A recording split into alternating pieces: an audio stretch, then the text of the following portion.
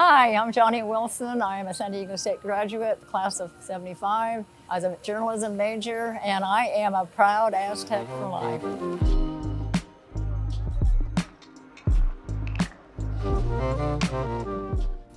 I did not have a traditional education here. I started as a teenager at 17, not knowing anything about what I wanted to do in life.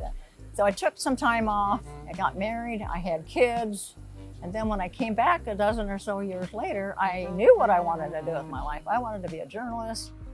However, that was not my last stint at San Diego State. My last stint is still going on, actually. It started about 2013 when I decided to join the Osher Lifelong Learning Program, which is part of the global campus, and I got really involved in the classes, which are geared for people 50 and over who want to come back and have an academic experience on campus, so it was perfect for me.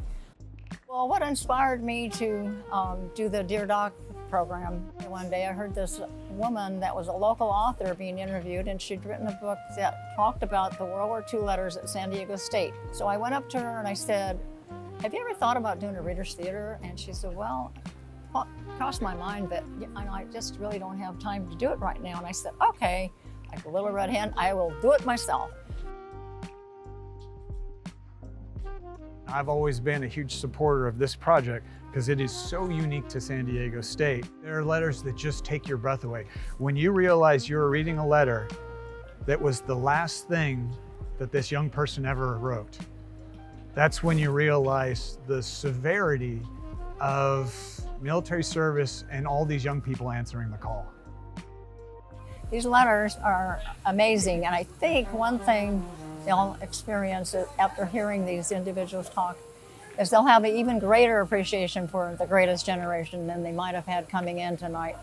They'll realize that these are all young people that gave up their college careers, their dreams, their hopes to go off and fight a war far, far away from home. And one thing I want to mention is this is not only a tribute to the letter writers, but it's a tribute to Dr. Lauren Post. Yes, I'm so happy that I've been able to take these young men and women from the printed page and put them up on the stage so their voices might be heard. And you know, as long as we remember these people, they're going to live on, because that's what they say, as long as you're remembered, you never die.